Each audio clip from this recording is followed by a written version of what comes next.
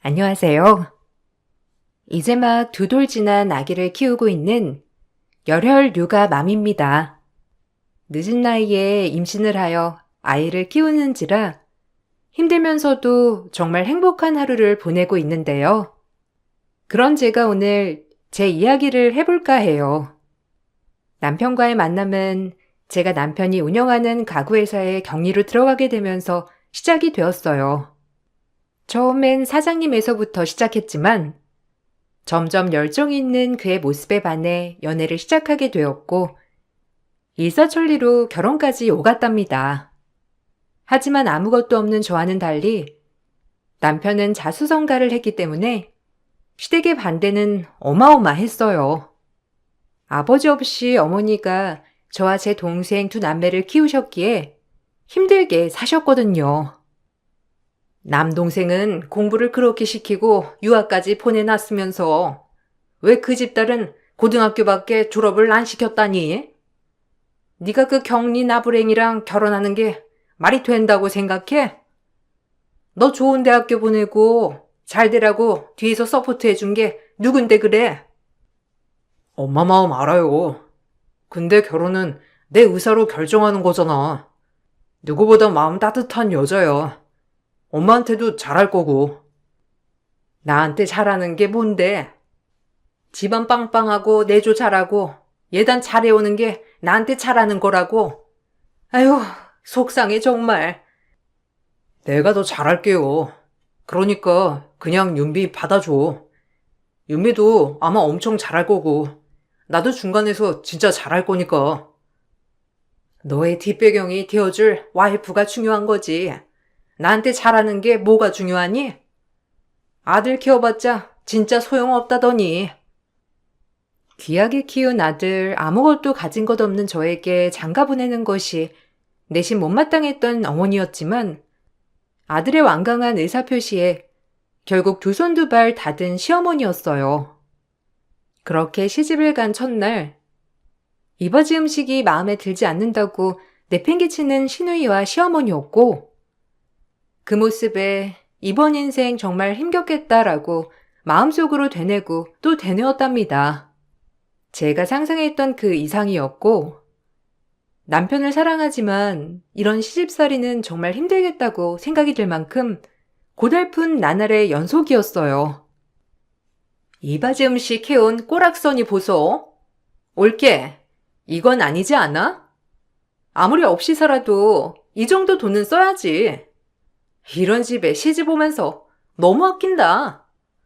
이래서 급이 맞는 사람끼리 결혼을 해야 하는 건데. 솔직히 내 동생 학벌에 외모에 능력이면 전문직 여성들이 줄 섰어. 근데 그런 남자랑 결혼한 올케가 겨우 이런 걸, 아휴, 누가 먹는다고? 치워. 아니 이거 일하는 아주머니 드리면 되겠다. 뭘 보고 자랐어야 이런 것도 준비하지. 너 친정에서 이런 거 할 때 친정 엄마가 이렇게 가져가라고 하디? 그 밥 맞아. 현우 씨한테 물어보니까 어머님이 이 집 음식들을 좋아하신다고 하더라고요. 그래서 준비한 건데 마음에 안 드세요? 누가 그래? 내가 이딴 음식을 먹을 것 같아? 우리가 재벌은 아니다만 그래도 준재벌급인 거 모르니? 알아서 눈치껏 잘하란 말이야. 알겠어? 이 집에서 쫓겨나는 거 한순간이니까 한시도 긴장 풀지 말고 우리 비에 맞춰야 할 거야. 어머님, 그래도 음식인데 이렇게 내팽겨치는 건 아니죠. 마음에 안 드시면 그냥 말씀만 하시면 되지. 이렇게 하시나요? 너 나 가르쳐? 나 그 당시에도 대학까지 나온 여자야. 요즘 시대에 대학 안 나온 네가 날 가르칠 군번이니? 입 다물어. 눈치가 없으면 말이라도 잘하던가. 입만 열면 하여튼 전할리라니까. 없이 살면 고분고분하기라도 해야지. 한 번은 눈 감아주지만 앞으로 계속 그런 식으로 입 열다간 너 내 손에 끝장날 줄 알아. 내가 왕년에 아주 무서웠어. 시어머니는 제가 한마디라도 하려고 치면 대학을 운운하며 제 입에 자물쇠를 채워버렸어요. 그리고 결혼으로 인해 잠시 2달 동안 휴직 기간을 가졌는데 그 2달은 시댁에 매일같이 불려다니며 온갖 굳은 일을 도맡아 해야 했답니다. 모든 시어머니들이 그렇진 않겠지만 어머님은 제가 남편 덕에 사는 꼴은 보지 못하시는 것 같았거든요. 저 역시 절대적으로 남편에게 의존해서 살고 싶지 않았지만 어머님은 저를 그런 여자로 몰아가며 늘 무시하고 업신여기는 게 특기였어요. 너 어려서 이런 거 많이 해봤다고 했지? 오늘 저거 커튼 다 빨고 우리 멍순이 목욕까지 시켜라. 우린 백화점 다녀올 테니까 알아서 눈치껏 청소해놔. 오늘 일부러 아줌마도 안 불렀으니까 어디 한번 그 집안일 솜씨 좀 보자. 네가 우리 아들을 받들어 보실 수 있는지 내가 눈여겨볼 거니까 꾀부리지 말고 열심히 해야 할 거야. 그리 알고 우린 갔다 오마. 내 방도 깨끗이 치워놔. 나 먼지 알 털이라도 있으면 재채기 하니까. 이게 네 주제니까 주제 파악하면서 하렴. 지 주제에 이런 집이 가당키나 하니? 나 같으면 맨날 아침마다 문안 인사 올리면서 절을 하겠어. 네 팔자 얼마나 폈어? 이걸 저 혼자 다요? 게다가 전 강아지 알레르기까지 있어서 강아지 목욕은 못할 것 같아요. 다른 건 하는 데까지 할게요. 강아지 알레르기 있는 건 네 사정이고 하라면 할 것이지 말이 많아. 너 우리가 누군지 잊었어? 너같이 하찮은 애가 말대꾸할 사람이 아니라고. 우린 너랑 근본부터가 달라. 태생이 다르다는 거지. 옛날로 치면 우린 양반, 넌 노비랄까? 형님, 말 조심하세요. 노비라뇨. 그리고 제가 현우 씨 보고 결혼한 거지. 이 집안 보고 했나요? 요즘 시대에 진짜 웃기네요. 현우 씨 어머님이고 누님이니까 제가 여기까지만 하겠다만 저도 참는데 한계가 있어요. 그러니까 제발 작작 괴롭히세요. 웃겨? 계속 웃으면서 해봐 그럼. 너 우리 현우랑 이혼하고 싶지 않으면 우리 말에 복종해야 할 거야. 네가 그거라도 안 하면 어쩔 거니? 하여튼 주제에 남자 하나는 잘 물어서 팔자 피려고 했나 본데 우리 집을 만만히 봤으면 큰 오산이다. 둘을 당해낼 재간은 없었어요. 아무리 발버둥을 쳐도 시집살이는 대단했어요. 남들이 봤을 때 답답해 보이시겠지만 이때는 그저 시어머니와 시누이에게 잘 보여서 남편과 함께 가정의 평화를 찾고 싶은 마음밖에 없었답니다. 그리고 그것이 내가 행복해지는 길이라고 단언했으니까요. 그래도 다행히 저렇게 시어머니가 불러서 청소와 강아지 목욕을 시킬 때면 이상하게 남편이 어떻게 알았는지 늘 전화가 왔었고 시댁에 와 있다고 말만 하면 어떤 일이든지 파악이 되는 것처럼 제 남편은 알아서 도우미 아주머니를 불러주기도 하는 센스를 보여줬어요. 정말 중간에서 잘하려고 애를 쓰는 사람이었답니다. 하지만 이 사실을 시어머니가 알게 되었고 노발대발 한바탕 난리가 나게 되었습니다. 전 시누이와 시어머니에게 또 욕 한 바가지를 들어야 했어요. 내가 너 보고 하란 청소를 네 남편한테 고자질해서 사람을 보내게 해? 우리 멍순이가 얼마나 손을 탔는데 남의 식구한테 목욕을 맡겨? 너 이제 보니까 없이 살아서 지질이 궁상인 줄만 알았는데 엄청 영악하구나. 이 못돼 처먹은 것. 너같이 머리 쓰는 여우들 내가 아주 잘 알지. 너 같은 앤 두고두고 혼쭐 내줘야 해. 알아? 우리 집을 만만히 보고 남편에게 고자질을 하다니. 너 같은 애가 제일 무서운 거야. 어떻게 현우한테 고자질을 할 수가 있니? 너 진짜 안 되겠다. 본때를 보여줘야겠어. 고자질한 거 아니고요. 현우 씨가 알게 된 것 뿐이에요. 그리고 제가 하던 남이 하던 해놓으란 대로 해놓으면 된 거 아닌가요? 결국 멍순이 목욕 잘 됐고 어머님이 말하던 집 청소 다 된 거잖아요. 왜 이렇게 저를 못 잡아먹어서 안달이세요? 너 같은 애가 우리 현우를 만났으니 내가 못 잡아먹어서 안달이지? 이런 큰 집에 네가 가당키나 하니? 네가 두 손 들고 이 집 나갈 때까지 우린 가만 안 있을 거니 그리 알아. 내가 애비 없이 얼마나 잘 키우려고 노력했는데 니깎게 스틸을 해? 어머니가 아들이 행복한 길을 바라야죠. 어떻게 아들 인생을 그렇게 마음대로 하려고 하나요? 그만 좀 하세요. 이게 우리 엄마를 가르치네? 너 말로 해서 안 되겠구나. 너 같은 건 혼 좀 나야 돼. 오늘 어디 나한테 한번 당해봐. 전 그날 신우이에게 머리끄덩이까지 잡혔답니다. 절 그냥 호구로 하는 시댁 식구들이었고 전 그 길로 시댁을 뛰쳐나갔어요. 남편 또한 이 소식을 듣고는 신우이와 시어머니에게 난리를 쳤고 결국 남편이 안 본다고까지 하자 시어머니는 그제야 사과를 하였답니다. 맘 같아선 인연을 끊고 싶었지만 남편을 봐서 한 번만 참아야겠다고 생각했어요.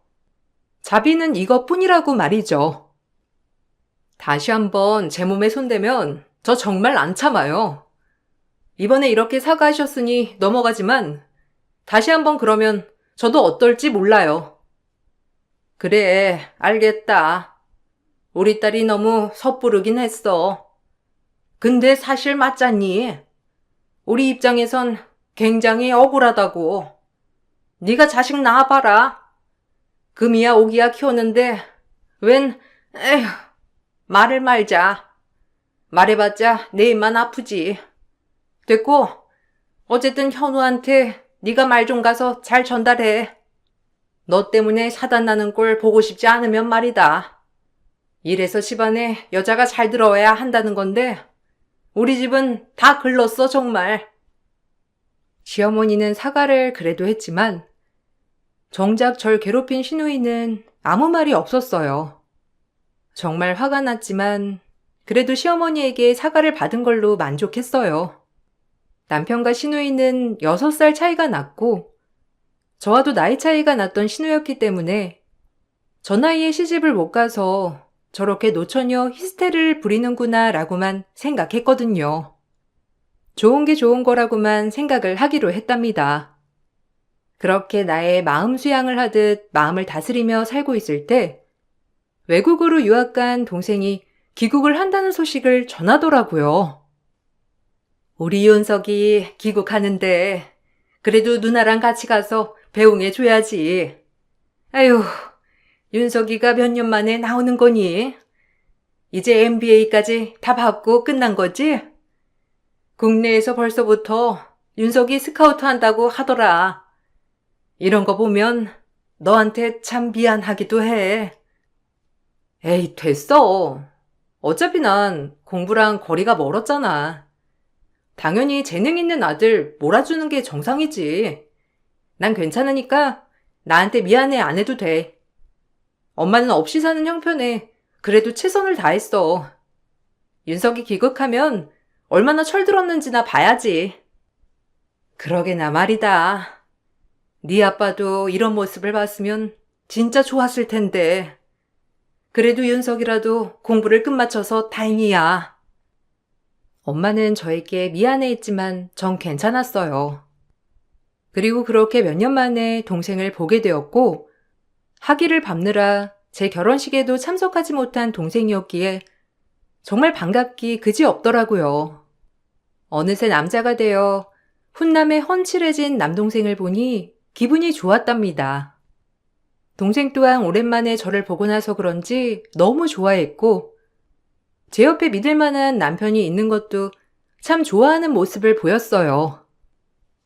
와, 누나, 진짜 시집 잘 갔다. 엄마한테 얘긴 들었는데, 그래도 우리 누나 옆에 이런 듬직한 매형이 있어서 너무 다행이야. 저남, 우리 이제 남자끼리 술 한잔 하면서 자주 모이자고.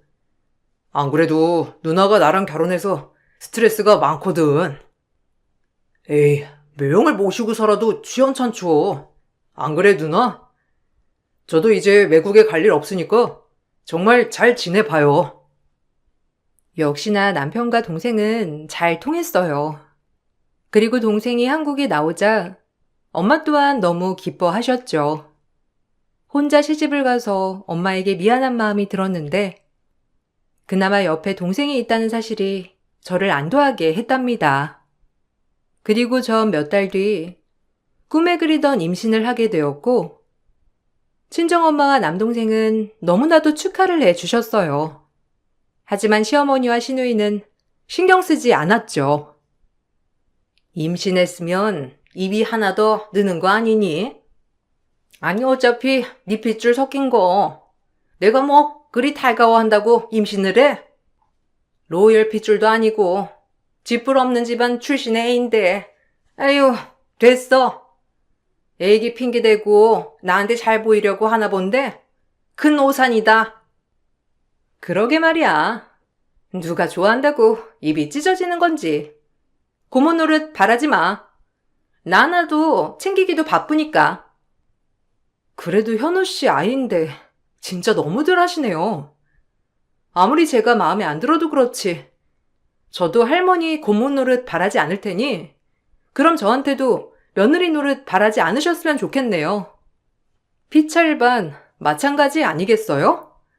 저한테 그렇게 하시는 건 참아도 제 뱃속 애한테까지 출신이 어떻고 저쩌고 좀 아닌 것 같네요.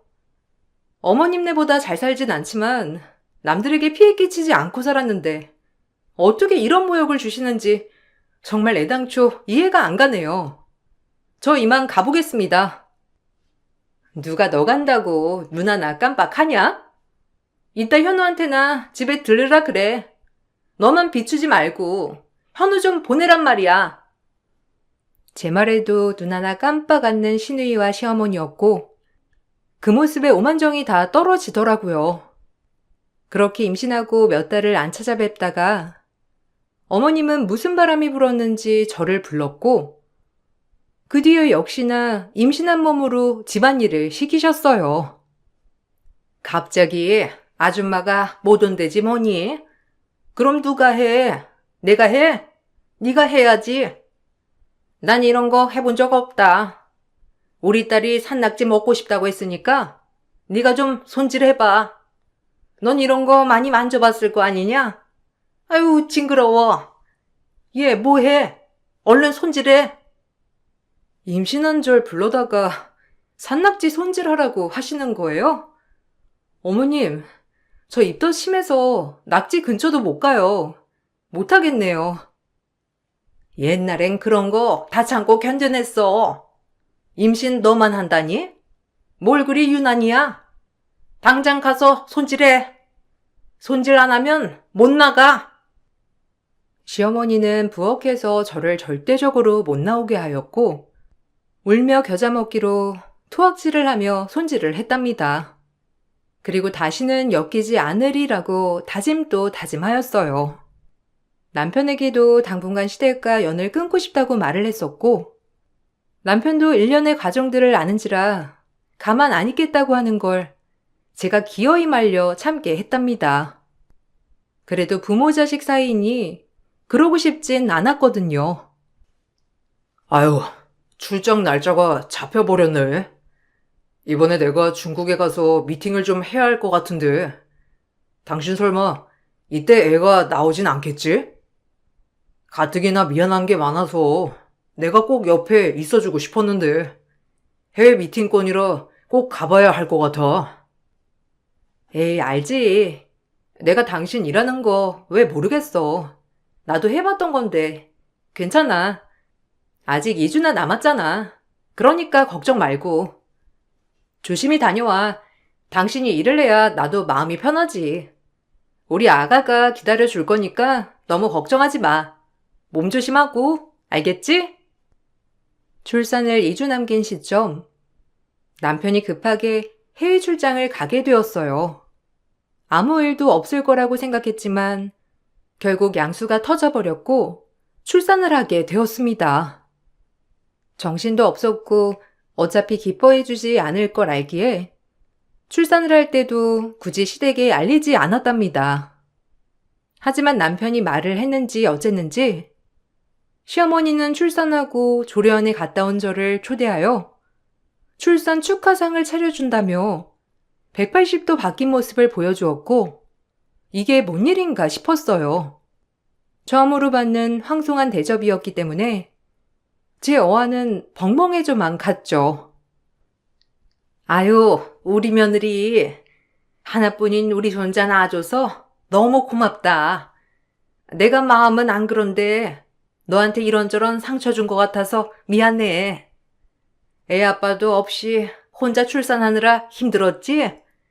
나한테 얘기를 하지. 그럼 갔을 텐데. 친정도 멀리 살잖니. 그래도 너무 고생해서 내가 이렇게 밥상 차려봤다. 아줌마가 도와줬지만 그래도 내가 엄청 준비한 거야. 나한테 섭섭한 거 많았지? 며느라, 그간 미안했다. 어서 먹거라. 우리 손주까지 낳은 몸인데 귀하게 내가 대접해야지. 앞으로도 그렇고 영원히. 갑작스럽게 이런 말씀을 해주시는 게 좀 의아하긴 하네요. 손주 별로 바라지 않으셨잖아요. 왜 그러는지 물어볼게요. 뭘 왜 그래? 생각해보니까 우리 하나뿐인 조카를 낳아준 몸인데 우리가 너무했다 싶어서 그래. 의심하지 마. 그리고 나도 그동안 미안했어. 아유, 내가 일도 그렇고 나이도 많잖아. 그래서 좀 괜히 그런 게 있었나 봐. 이해해 줄 거지? 우리 윤미는 착해서 다 이해해 줄 거야. 그럼 그렇고 말고. 그러니까 우리 이제 모든 묵은 감정들은 다 풀어내자. 쥐뿔없는 며느리 노예 취급한 시모가 출산 축하상 준비했다며 절 불러서 이런저런 얘기를 하며 사죄를 하더라고요. 아이를 낳고 얼마 되지 않았던 터이고 호르몬의 영향인가 그 미안하다고 하는 말에 눈물이 터져 버렸답니다.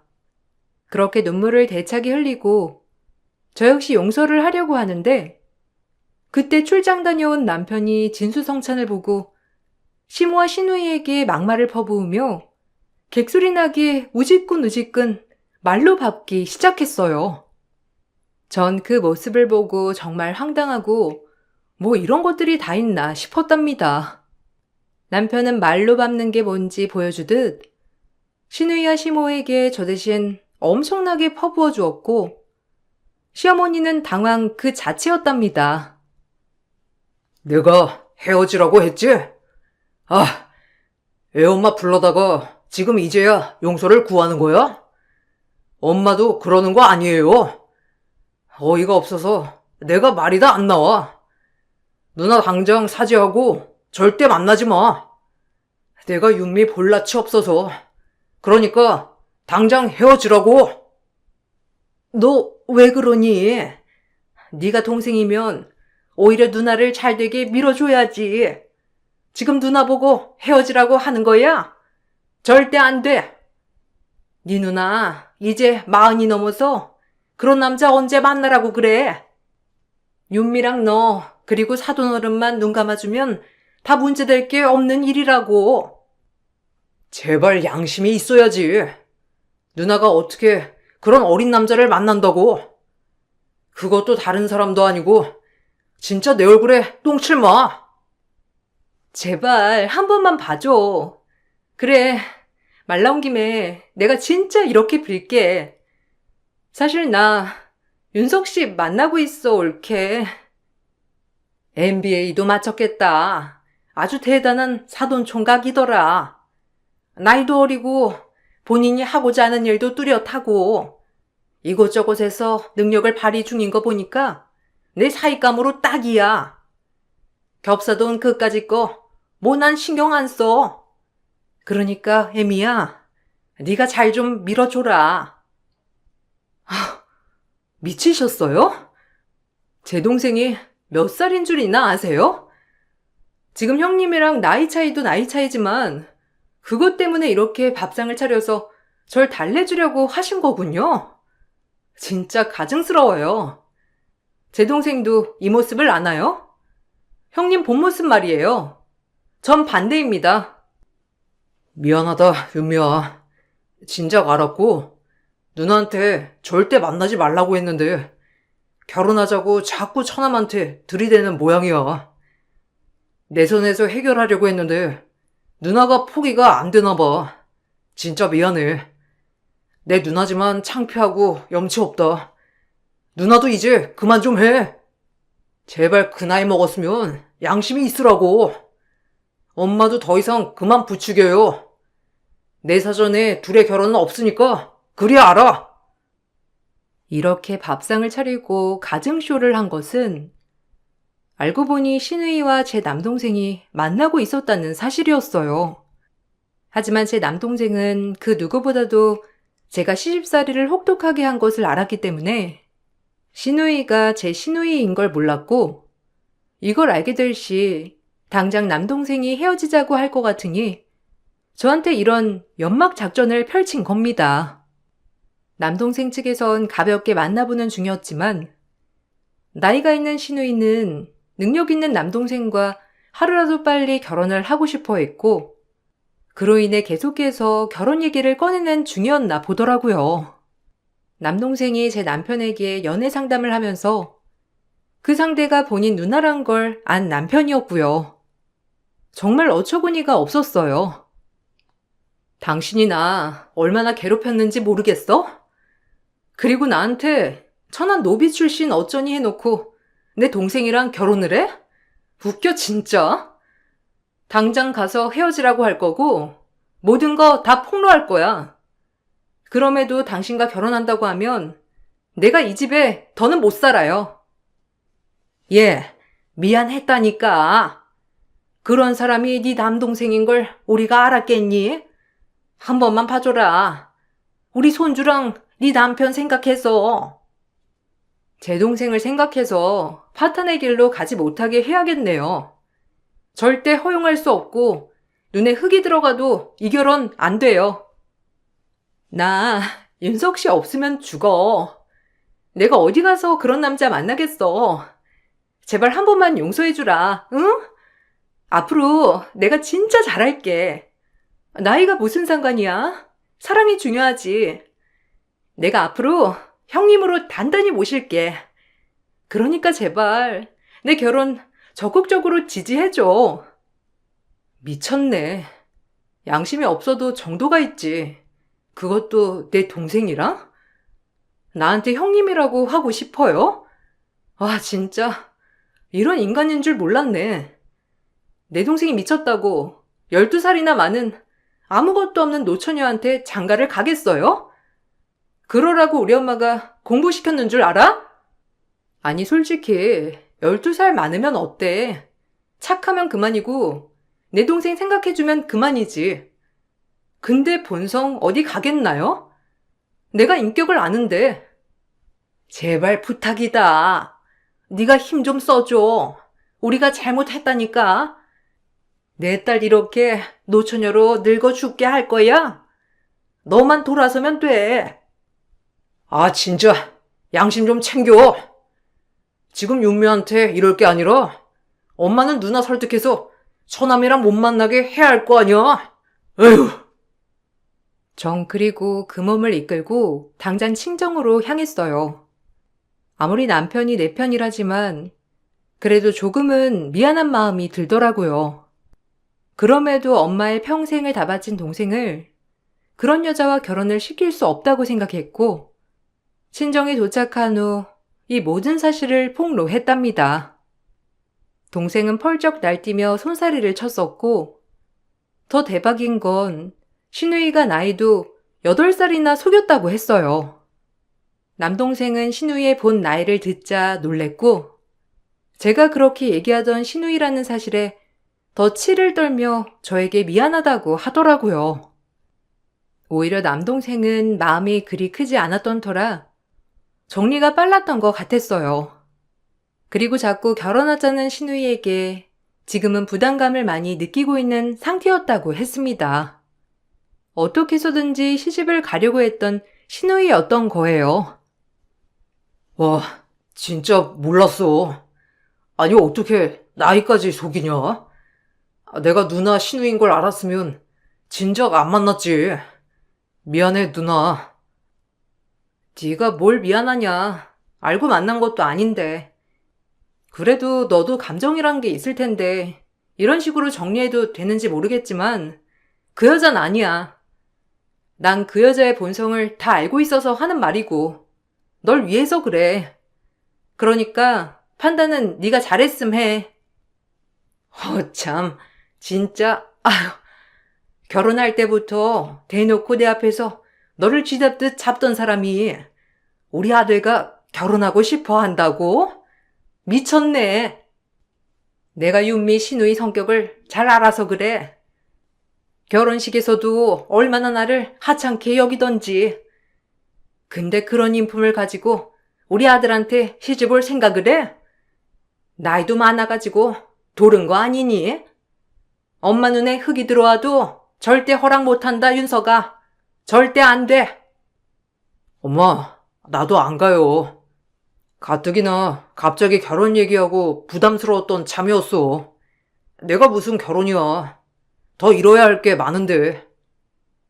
그렇게 동생은 신우이에게 이별 통보를 하였고, 신우이는 마지막 하나 남은 결혼의 희망이 사라지자 울며불며 본색을 드러내기 시작했답니다. 그 모습에 정말 이가 갈리고 역시나 천성은 못 숨긴다고 생각이 들었어요. 어쩜 저리 양심이 없는지 말이에요. 하지만 오히려 그런 행동을 보니 역시나 싶어 이 결혼을 반대한 죄책감은 사라지더라고요. 사람으로서 역시 최악이었거든요. 본인이 자초한 거예요. 누가 그러니까 그렇게 양심 없게 나이까지 속여가면서 젊은 남자 꼬시래요? 참나, 주제를 알아야지. 아, 형님이 저한테 했던 얘기인 거 알죠? 주제 파악하세요. 어디 할머니 같은 사람이 앞길 창창한 젊은이랑 말이 되나요? 뭐? 네가 감히 나를 훈계해? 노비 같은 게 어디서 나이 가지고 함부로 나한테 막말이야? 너 나한테 혼나 볼래? 또 머리끄덩이 잡게요? 역시 천성 안 변한다더니. 내 동생이 당신이랑 헤어지기 천만다행이지. 내 동생이 그러더라고요. 자꾸 결혼에 집착하는 게 이상했다고. 본인은 이제 막 사이 초년생인데 어쩜 그렇게 몰아붙이는지 이해가 안 갔다고 하던데. 만난 지도 얼마 안 된 사이에 이 남자 아니면 평생 못할 것 같았나 보죠? 시집을 그렇게 가고 싶으면 성격이나 고치세요. 윤미 말 틀린 거 하나 없어. 진짜 내 누나지만 수치스럽다. 내가 이제 처남 얼굴을 어떻게 봐?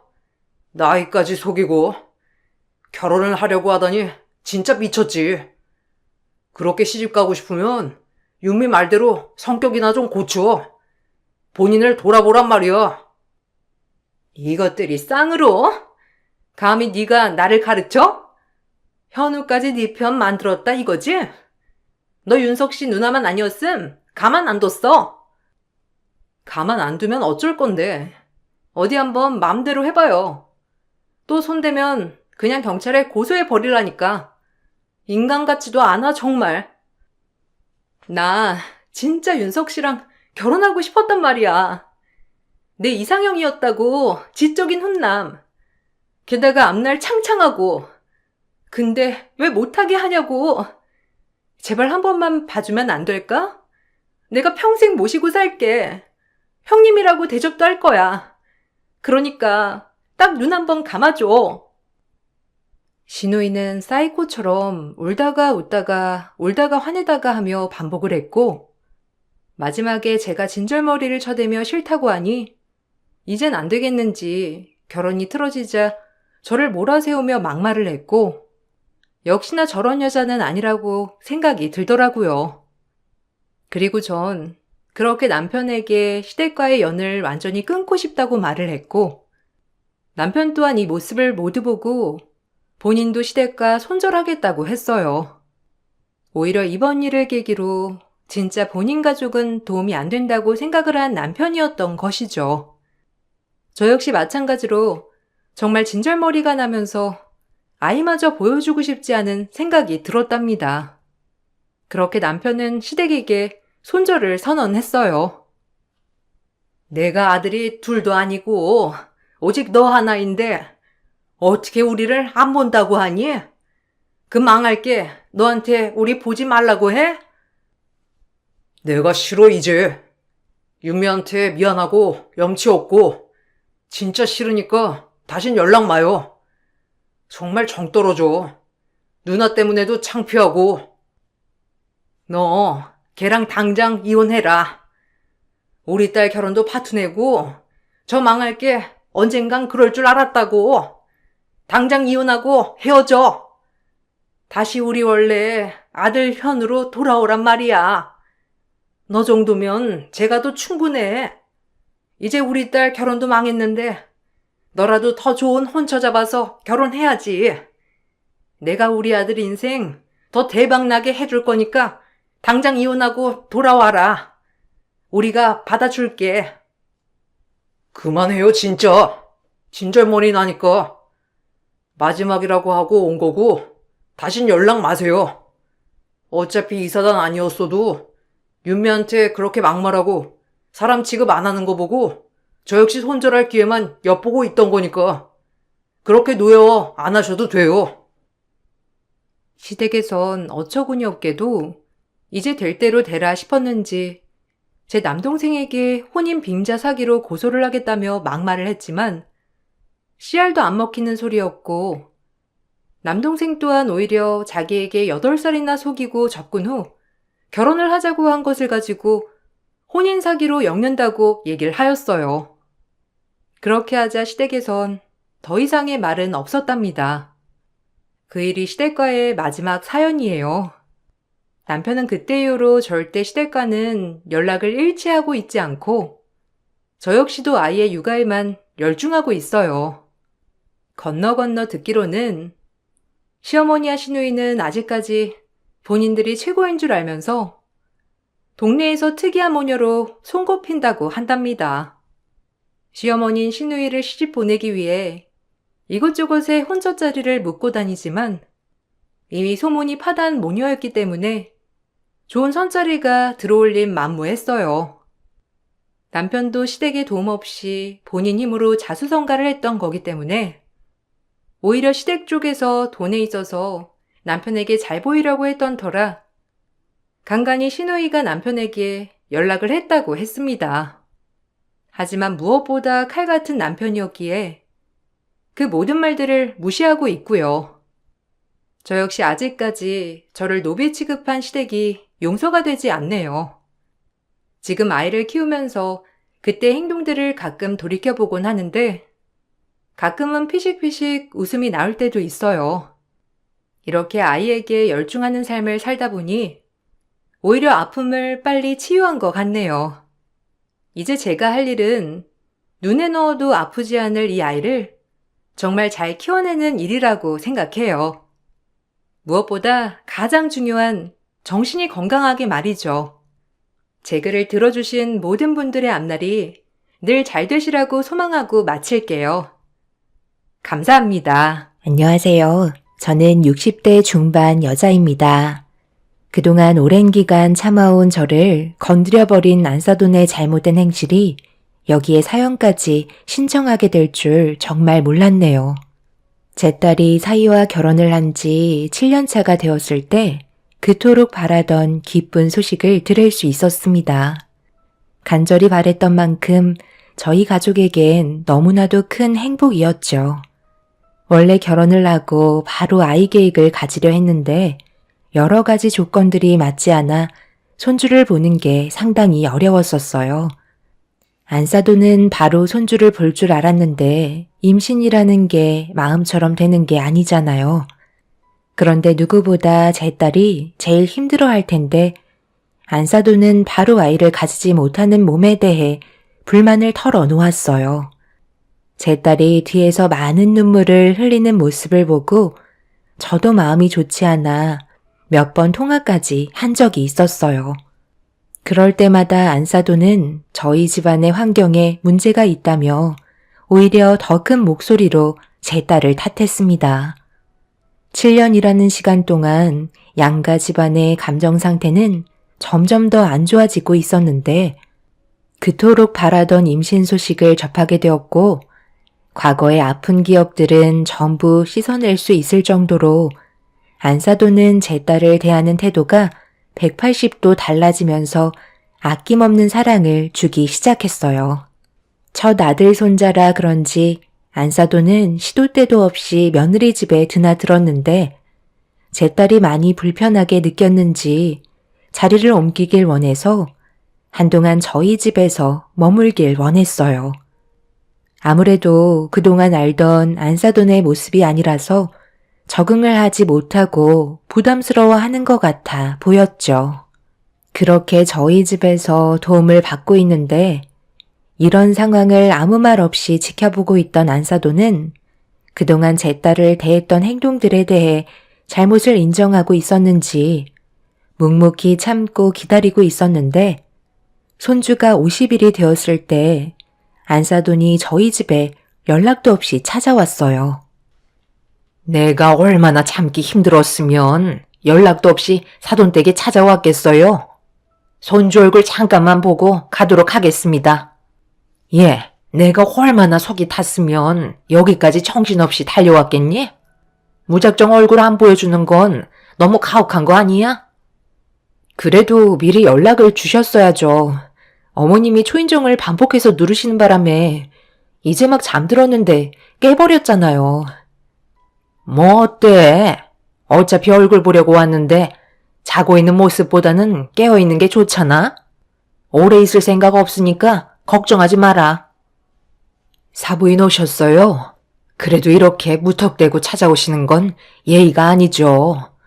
뭐만 하면 입이 닳도록 교수 집안이라고 얘기하시던 사돈이 보이실 태도인가요?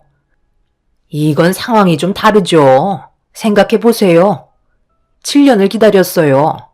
제 인생에는 손주 얼굴 못 보고 세상을 떠날 줄 알았다고요.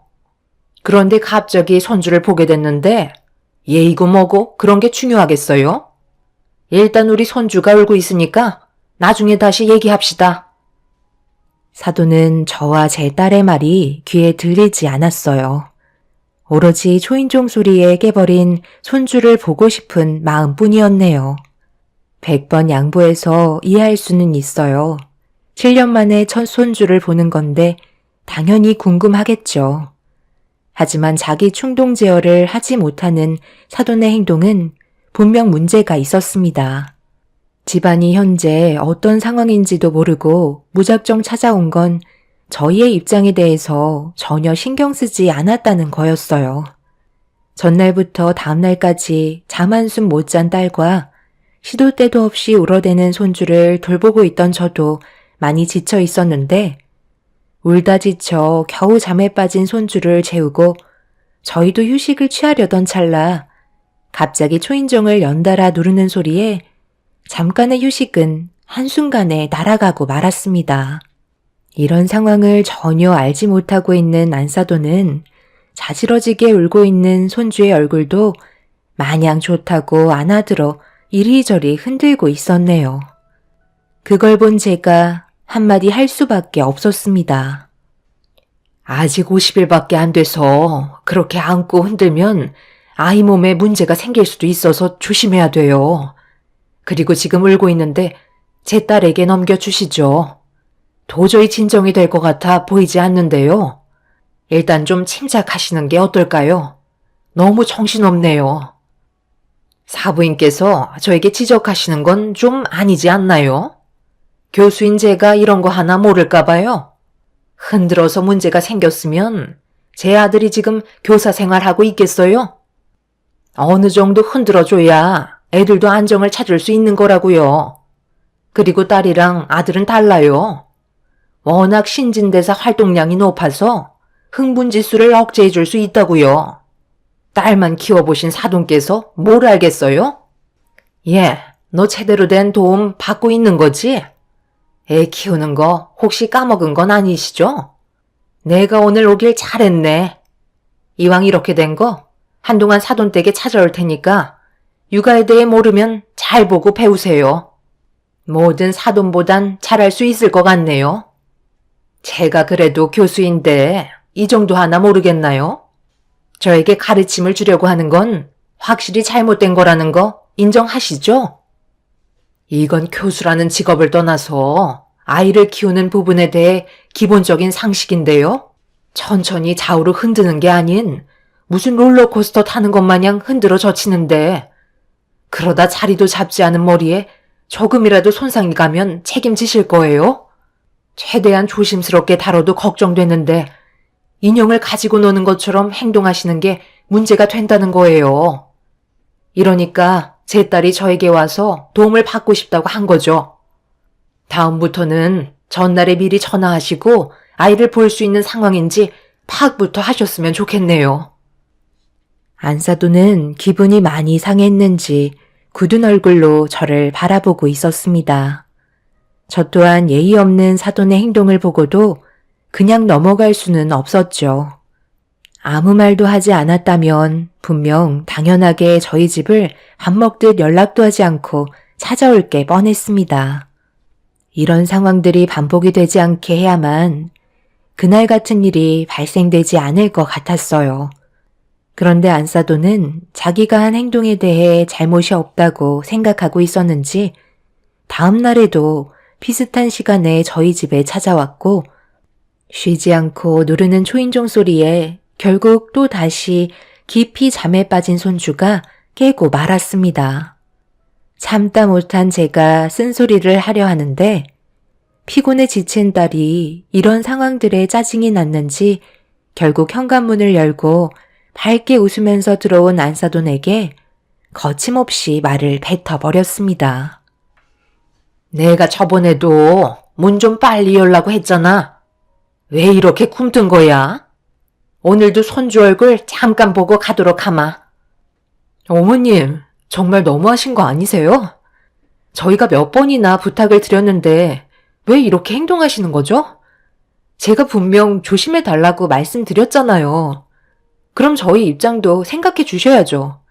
잘 자고 있는 애를 꼭 깨워야 했어요? 어머님은 아이 얼굴 한 번 보고 가시는 거지만 저희는 어머님이 가시고 난 뒤부터 얼마나 힘든지 아세요? 리듬이 전부 깨져버린다고요. 그래서 지금 나한테 문제가 있다는 거니? 지나가는 길에 잠깐 들려서 얼굴 보고 가려는 것뿐이고 나 가고 난 뒤에 다시 재우면 되는 거 아니야? 그러니까 누가 너 멋대로 사돈댁에 와서 지내래? 내가 얼마나 불편한지 너는 아니?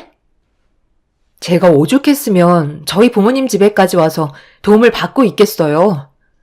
어머님이 저를 단 한 번도 도와준 적 없었잖아요. 부모님 집에 오기 전에 아이를 봐준답시고 오셔서는 어떻게 하셨어요? 잠 한숨도 못 자게 하고 여기저기 쪼물딱거리면서 제가 모유 먹이는 시간 제외하곤 아이를 안 재웠잖아요. 이게 말이 된다고 생각하세요? 한참 커야 될 시기에 아이한테 잠은 얼마나 중요한 건데요. 그 애를 어떻게 키우셨는진 모르겠지만 아이의 엄마는 저예요.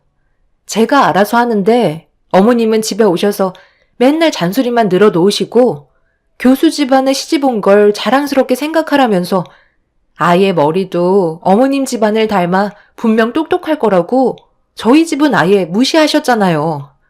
잔소리를 하러 오신 건지 도와주려 오신 건지 전혀 몰라서 부모님 집으로 옮긴 건데 여기에서도 똑같이 행동하세요? 오히려 아이가 없을 때가 더 편했던 것 같아요. 그래서 이제 막 현관문 열고 들어온 나보고 나가라는 거야? 내가 얼마나 들뜬 기분으로 달려왔는지 아니? 그러니까 미리 저희의 상황을 확인하시고 방문하셨어야죠. 손주 얼굴이 닳는 것도 아닌데 계속 이런 식으로 분위기를 안 좋게 몰아가시면 안 좋은 감정만 쌓이지 않겠어요? 주말에 편서방이랑 같이 사돈댁으로 가든지 하면 되는 거잖아요. 그때까지 나보고 기다리라는 거예요? 아니 정말 어이가 없어서 말도 안 나오네요. 내 손자 내가 보겠다는데 왜 다들 난리야? 뭐가 이리 시끄러워? 사부인, 정말 이러실 거예요? 제가 참다 너무 화가 나서 그냥 넘어갈 수가 없겠네요. 다들 힘들게 서로 배려하면서 아이 키우고 있는데 도움은 주지 못할 망정 오히려 집안 싸움을 일으키고 있어요. 교수면 교수답게 행동을 하셔야지. 머리는 어디다 두고 다니시길래 예의라고 눈꼽만큼도 찾아볼 수가 없는 거예요. 당장 나가세요. 남편은 상대하고 싶지도 않다며 안사돈을 집 밖으로 내쫓아 버렸습니다. 남편이 직접적으로 나서자 많이 당황한 듯 더 이상 아무 말도 하지 않고 조용히 집으로 돌아갔네요. 불안한 마음은 여전히 있었지만 남편도 정말 이건 아닌 것 같았는지 결국 화를 내고 말았습니다. 이 사실을 사위도 알게 됐는지 퇴근하고 급하게 들어와선 대신 죄송하다고 용서를 구했죠. 남편은 사위를 앉혀놓고 상식적으로 이해가 되지 않는다며 그동안 쌓였던 불만을 쉬지 않고 털어놓고 있었습니다. 그렇게 한참 동안 남편의 잔소리를 듣게 된 사위는 풀이 죽어서는 아이를 돌보고 있는 제 딸 방으로 들어가 쉬었고 남편은 더 이상은 참지 못하겠다며 안사돈에 대해 상당히 안 좋은 감정을 가지고 있었습니다. 남편은 그동안 제 딸이 임신을 하지 못하고 있었을 당시 온갖 상처되는 막말을 퍼붓고 힘들게 했을 때도 참고 있었지만 손주를 낳았는데도 달라진 모습을 찾아볼 수가 없다고 생각했는지 더는 참지 않겠다고 못을 박았습니다. 그래도 남편이 한번 난리를 치고 나서 한동안 조용했었고 주말에 아이를 데리고 사돈댁에 다녀오면서 관계 회복을 위해 딸과 사이는 최대한 많은 배려를 했어요. 그런데 며칠 뒤 사돈이 저에게 전화를 했길래 받아봤는데 다음날 근처에 볼 일이 있어서 저희 집에 방문을 하겠다는 말이었고 미리 전화를 줬기 때문에 시간 약속을 잡아드렸습니다. 그렇게 사돈은 약속된 시간에 저희 집에 들어왔는데 이번에는 사돈 어른과 함께 저희 집에 방문을 하셨네요.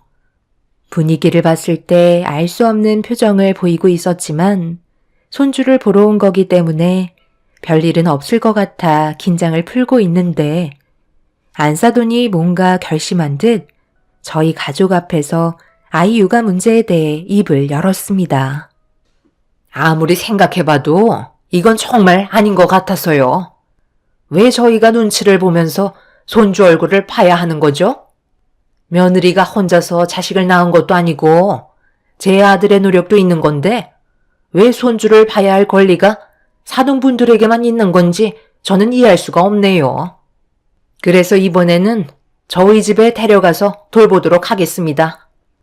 서로 번갈아 가면서 해야지 한쪽만 일방적으로 손주를 보는 건 아닌 것 같아서요. 무슨 말인지 대충 이해하시죠? 말 나온 김에 내일 움직이면 좋겠네요. 어머님, 지금 그게 무슨 말씀이세요? 여기에서 잘 지내고 있는데 어머님 댁에 들어가라뇨. 아이를 돌봐야 할 사람은 저예요. 제가 육아하기 편한 곳에 있어야 하는 게 맞는 거라고요. 저는 어머님이 원하시는 대로 따를 수 없을 것 같아요. 네가 그렇게 고집을 부리니까 이런 상황이 오는 거잖아.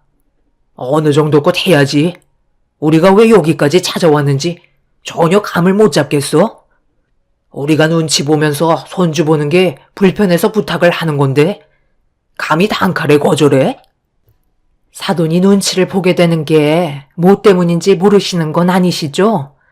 저희가 부탁을 하고 미리 연락을 달라고 했던 건데 저희 부탁을 무시하시면서 무턱대고 이기적인 행동을 하신 바람에 안 좋은 분위기가 형성된 거잖아요. 어떤 상황인지 모르지 않으실 텐데 이건 너무 억지스럽다고 생각합니다. 그리고 직접적으로 아이를 키우는 건 제 딸의 역할이 크기 때문에 누구보다 제 딸의 의견이 제일 중요하죠. 한동안 불편하시더라도 어쩌겠어요. 사부인께서 직접 저희 집에 찾아오셔야죠. 지금 말 다 하셨어요? 그러니까 저에게는 기회조차 주지 않겠다는 거잖아요. 제가 보니까 사돈께서 육아를 도와주는 것도 형편없던데 제 옆에서 손주를 돌보는 게 훨씬 안정적으로 키울 수 있다고요. 더군다나 어렸을 적부터 조기 교육이 중요해서 교수 집안을 이어나가게 하려면 제가 옆에 끼고 살아야 한다고요. 사돈 집안에서 배울 게 뭐가 있겠어요? 과일 그거 몇 푼 되지도 않는 거. 옷만 죽어라 고생하지. 결국 막노동이나 다름없는 거 아닌가요? 손주한테 과일 가게를 물려주실 건 아니죠? 적당히 돌봐주셨으면 이제 그만 저희 집으로 데려가서 키우는 게 좋겠네요. 너도 토달지 말고 심히 말대로 해라. 계속해서 이어지는 대화에 해결책을 찾지 못하고 있었어요.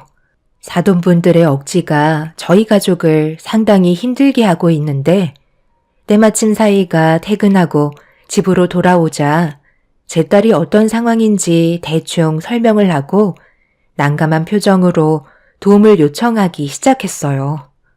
사위는 자기 부모를 바라보면서 한숨을 내쉬며 그만 돌아가 달라고 나중에 다시 얘기하자며 점점 격해지는 분위기를 진정시키고 정리를 하려는데 자기 편이라고 생각하고 있던 사위가 딸의 편에 서자 사돈어른은 자기 아들에게 실망했는지 막말을 퍼부으셨네요.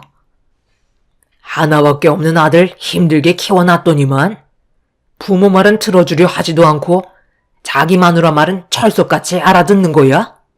내가 얘기하면 바로 수긍하고 따라야 하는 거 아니냐?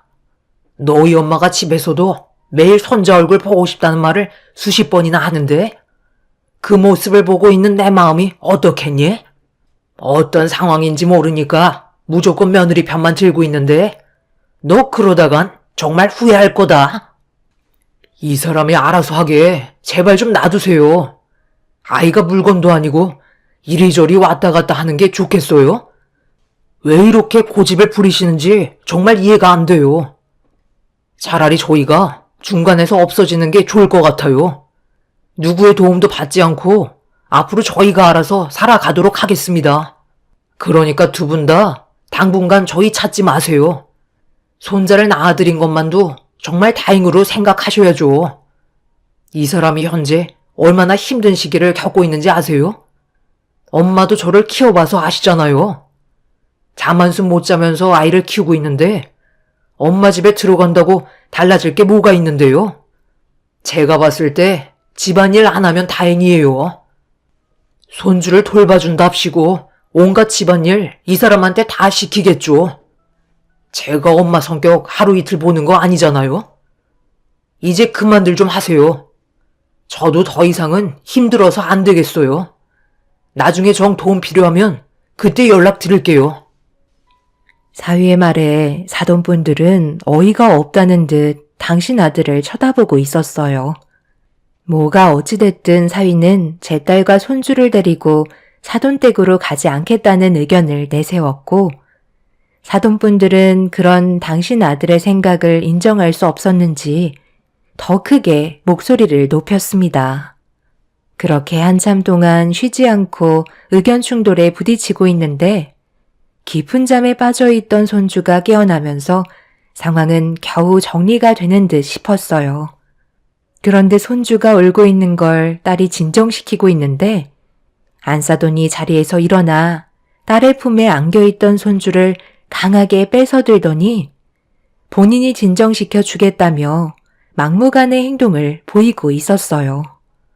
너무 갑작스럽게 일어난 일이라 제 딸이 뭐 하는 거냐고 소리를 질렀고 손주는 더 크게 울음을 터뜨렸어요. 진정을 시키지 못하고 있던 상황에 손주를 안아든 안사돈은 자리에서 일어나더니 돌발 행동을 저질렀고 사돈어른과 함께 현관문 쪽으로 걸어갔습니다. 사위가 사돈분들을 붙잡은 뒤 뭐 하는 짓이냐고 화를 내자 안사돈은 이렇게 하지 않으면 며느리가 따라오지 않을 거라면서 무작정 현관문을 열고 밖으로 나갔어요. 아이를 품에 안은 안사돈은 이미 이성을 잃어버린 상태라 순순히 말을 따라야만 했어요. 아이의 안전이 최우선이었기 때문에 어쩔 수 없었죠. 남편은 상식 밖의 행동을 보이신 사돈분들이 정상이 아니라고 판단했는지 경찰의 도움을 요청했고 엘리베이터 앞에서 실랑이가 벌어지다가 경찰이 오면서 커질 뻔했던 사고를 겨우 막을 수 있었습니다. 다행히 손주는 제 딸의 품으로 돌아올 수 있었지만 그날의 상황이 제 딸과 사이에게 엄청난 충격으로 다가왔었는지 저희한테까지 살고 있는 장소를 알려주지 않았습니다. 안사돈은 자기의 말을 따르려 하지 않아 너무 화가 난 나머지 잠깐 이성을 잃어버렸는데 2번 다시 그런 일은 없을 거라고 제 딸과 사이에게 연락이 오면 연결을 해달라고 시도 때도 없이 찾아와 부탁을 했어요. 하지만 저도 어디에서 살고 있는지 알지 못해서 답답해하고 있는데 시간이 지날수록 안사돈은 저희 부부를 의심하기 시작했어요. 딸과 사이가 어디에서 살고 있는지 뻔히 알면서 제가 거짓말을 하고 있다며 난리를 치기 시작했죠. 점점 상태가 심각해지는 안사돈을 보면서 무슨 큰일이라도 날 것 같아 연락도 안 받는 사이와 딸에게 어떤 상황인지 사태의 심각성을 알려준 다음 안사돈의 마음을 진정시키기 위해 연락이라도 주라고 문자를 남겼는데 누군가 급하게 초인종을 누르고 있길래 확인을 해보니 안사돈이 문을 열라며 다짜고짜 화를 내고 있었어요. 분위기를 살펴봤을 때 문을 여는 게 좋지 않을 것 같아 침묵을 지키고 있는데 끝까지 문을 걷어차고 열 때까지 난리를 치자 남편도 화가 많이 났는지 결국 문을 열어주었습니다. 그런데 저희가 딸과 사이를 숨기고 있다고 의심과 오해를 난 안사돈은 남편 옆에 붙어있는 저에게 달려와 머리채를 잡으며 난리를 치기 시작했어요. 안사돈은 자기를 따돌리고 저희 부부만 손주를 보러 다니는 줄 의심하고 있었습니다. 아무리 해명을 하고 그런 게 아니라고 얘기했지만 사돈은 이미 귀를 닫고 있었어요. 남편이 겨우 뜯어 말리고 나서야 어느 정도 흥분된 분위기를 진정시킬 수 있었습니다. 하지만 안사돈은 여자인 자기를 힘으로 제압했다며 저희 남편의 얼굴에 손을 올려붙였고 제정신이 아닌 안사돈을 더 이상 상대하고 싶지 않아 또다시 경찰에 신고를 한 뒤에 상황을 마무리 지을 수 있었네요. 모두가 경찰서에 모여 진술을 하고 있는데 사돈 어른께서도 이번 상황은 잘못했다고 판단했는지 몇 번이고 고개를 숙이면서 잘못을 구하셨어요. 저희도 정말 화가 머리끝까지 올라왔었지만 좋게 해결하고 싶어서 대충 정리하고 각자의 집으로 돌아갔습니다. 안사돈은 끝까지 자기 잘못을 인정하지 않고 저희 부부를 가만두지 않겠다며 과일 장사하는 주제에 교수 집안을 무시한다고 막말을 뱉어댔었네요. 순식간에 너덜거려진 상태로 집에 돌아온 저희는 정신을 차리며 쉬고 있는데 몇 시간 뒤에 갑자기 사돈 어른께 전화 한 통이 오게 되었고 받지 않으려 했지만 무슨 상황인지 파악을 하기 위해 남편이 대신 전화를 받았습니다. 그런데 집에 돌아왔는데 화재가 나고 있었다며 안사돈이 집안에 난로를 켜놓고 외출을 하는 바람에 과열이 돼서 집을 홀라당 태워 먹었다며 도움의 손길을 필요로 하고 있었어요.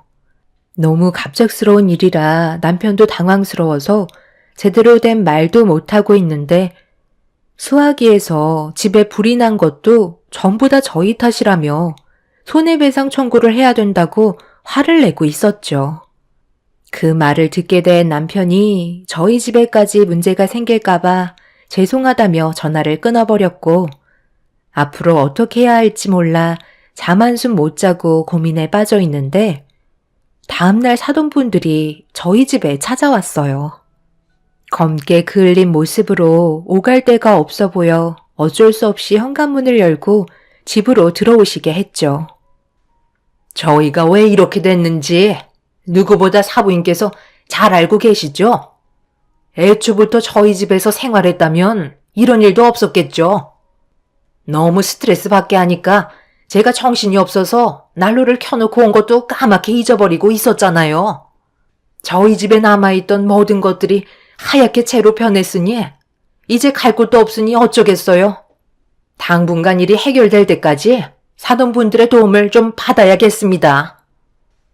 전날에 무슨 일이 있었는지 모르세요?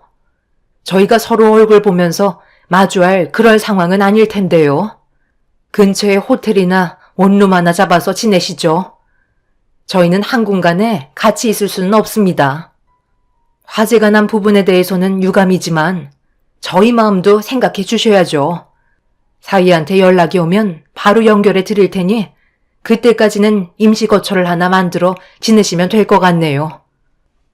우리가 지금 어떤 상황인지 알면서도 안 도와주겠다는 건가요? 정말 너무하신 거 아니에요?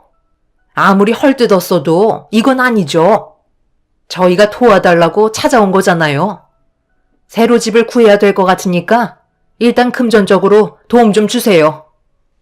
죄송합니다. 지금 감정 상태로는 사돈분들을 도와드릴 수 없을 것 같네요.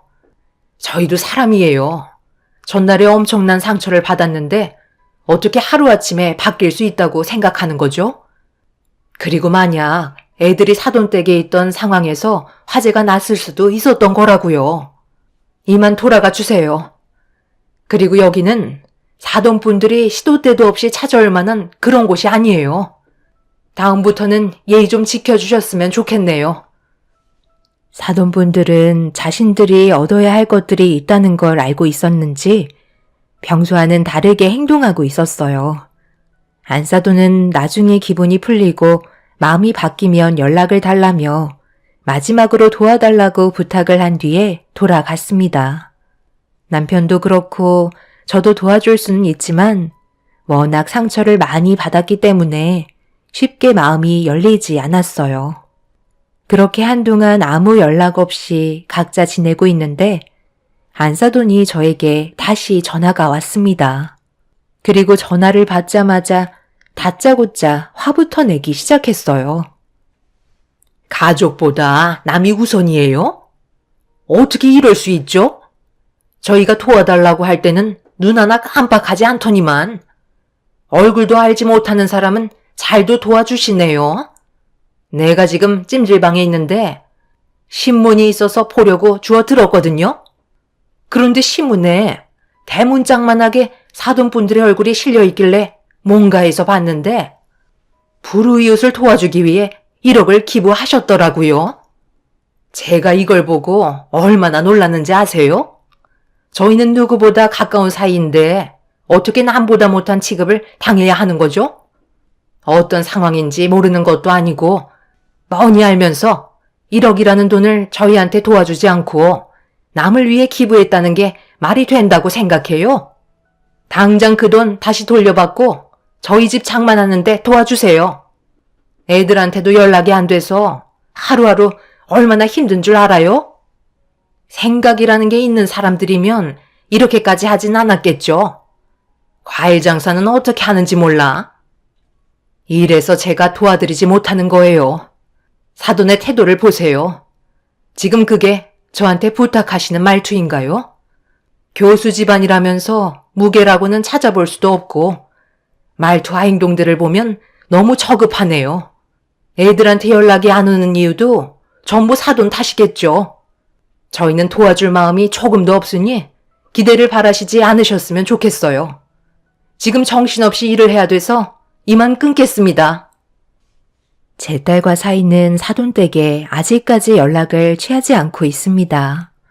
저희한테만 연락을 해서 도움을 받고 있는 상황이죠. 만약 사돈의 강압으로 사돈댁에서 애들이 생활했다면 화재로 인해 끔찍한 상황이 이어졌을지도 모르고 또 다른 사건이 생겼을지도 모르죠. 그래서 이번 기회에 사돈분들의 버릇을 완전히 뜯어 고쳐 놓을 생각입니다. 교수 집안이라고 사람 무시하는 그런 사람들과는 더 이상 상종하고 싶지 않네요. 저희도 그동안 많이 참아왔고 이번이 기회라고 생각되네요. 오만한 성격을 버리지 못한다면 분명 사돈분들은 아무것도 얻지 못할 겁니다. 제 사연을 들어주신 분들, 앞으로 저희 가족에게 도움이 될 만한 조언을 해 주신다면 감사하겠습니다. 그 사람들을 이번 기회에 단단히 혼내주고 싶네요. 모든 분들 건강하시고 즐거운 하루 되시길 바랍니다. 감사합니다. 안녕하세요. 저는 40대 중반 여자입니다. 오늘 제 남편에 대해 얘기를 좀 해볼까 합니다. 그동안 정말 많이 참고 살아왔었는데 더 이상은 그냥 넘어가지 못할 것 같아 현재 남편의 상태에 대해 알려드리고자 합니다. 남편과 결혼 생활한 지 15년 정도 된 것 같아요. 그 시간 동안 무수히 많은 일들이 있었죠. 말이 15년이지 일수로 따지면 5,475일을 얼굴 보며 살아왔습니다. 저는 원래 일반 회사원이었지만 시부모님과 남편이 함께 식당을 운영해서 어쩔 수 없이 회사를 그만두고 일손을 도울 수밖에 없었어요. 은근히 눈치가 보이고 나중에 물려주신다는 시부모님의 말에 저도 어느 정도는 식당 운영 방법을 배워야 힘들지 않다면서 저를 설득시키셨죠. 제가 살면서 식당에서 장사를 하게 될 거라곤 조금도 상상하지 못했었지만 그래도 주어진 삶에 열심히 살아왔었어요. 딸 둘 낳고 환경에 맞게 육아와 식당 일을 병행하면서 정말 땀 흘리며 삶을 보내왔었는데 시부가 음식 배달을 나가시다가 사고로 세상을 떠나시게 되시는 불행이 한번 찾아왔습니다.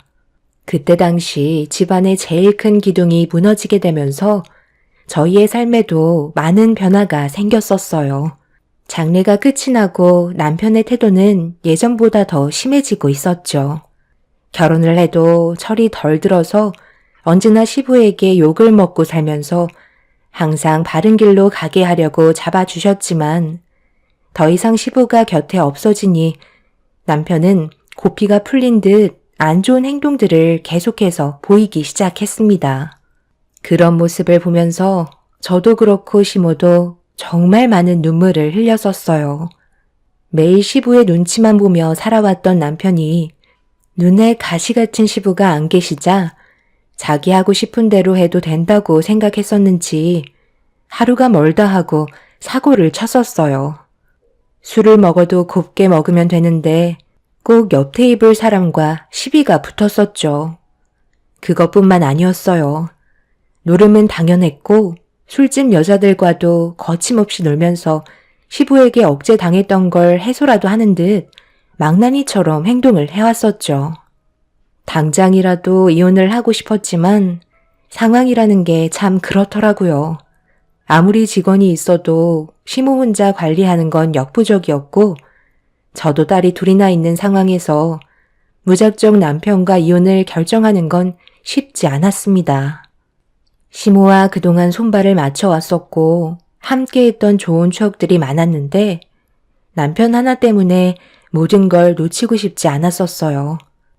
그래서 언젠가 집안의 가장으로서 다시 자리를 잡아줄 거라 믿고 있었습니다. 시모와 저는 묵묵히 남편을 기다려주며 현실에 놓인 일부터 처리하기로 했었죠. 그렇게 피눈물 쏟으며 바쁘게 살아오다 보니 벌써 40대 중반이 되어버렸습니다.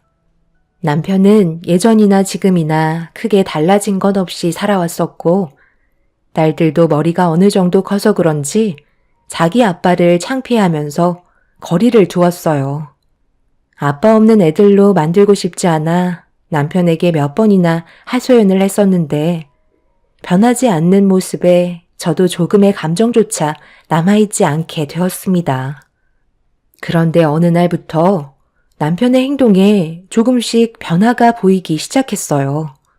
그때뿐이겠지 했는데 하루 이틀 지나더니 한 달이 넘게 시키지도 않았는데 식당 일을 도우면서 전혀 다른 모습을 보여주고 있었죠. 시모도 그렇고 저도 그런 남편을 보고 있으면서 무언가 심경에 변화가 온 것 같다며 좀 더 지켜보기로 했는데 남편은 한 달이 지나 3개월 동안 한결같이 식당 일에만 열중하고 있었습니다. 시부가 살아 계셨을 때 보여주었던 남편의 모습이었어요. 오랜 세월 동안 기다린 보람이 있는 건지 남편이 또 다시 되돌아가는 모습을 보고 싶지 않아 왜 변화가 왔는지 조심스럽게 물어보게 되었습니다. 이제 그런 생활 하는 것도 지쳤고, 질려서 좀 제대로 살아보고 싶은 마음에 집안일 좀 신경 쓰겠다는 건데, 무슨 문제 있어? 그렇게 해준다면야 우리야 너무 좋지. 당신이 해줄 수 있는 일이 얼마나 많은데. 그동안 우리가 당신이 제자리로 돌아오길 얼마나 기다렸는지 알아? 이제라도 그런 마음가짐을 가졌다면 정말 다행이다. 나는 당신이 하루 이틀 도와주다가 또 그만둘 줄 알았는데 벌써 3달째 식당 일에 신경 써주고 있잖아. 당신 도움이 우리 가족에게 얼마나 많은 힘이 되는지 알지? 내가 과거에 어떻게 살았던 그건 중요한 게 아니야. 지금 현재 어떤 모습을 하고 있냐가 중요한 거라고. 나는 집안의 가장이고 우리 엄마와 당신이랑 애들을 지켜줄 의무가 있는데 당연히 해야 될 일들을 그동안 무관심했던 것 뿐이지. 솔직히 계속 신경 쓰고 있었어. 예전으로 돌아갈 생각 조금도 없으니까 너무 걱정하지 마. 나 배달 다녀올 테니까 당신이 홀 좀 봐줘. 남편의 행동은 당연한 건데 그동안 삶이 너무 힘들었었는지 조금의 변화에도 너무 고마웠었어요. 한 사람이 집안의 분위기를 순식간에 바꿔놓았고 시모와 저도 한층 밝아진 얼굴로 식당을 운영할 수 있었습니다. 애들도 아빠가 갑자기 이상해졌다며 적응을 하지 못할 정도였지만 자상해진 아빠의 모습이 싫게만 느껴지지 않았는지 어색한 미소를 띠기 시작했네요.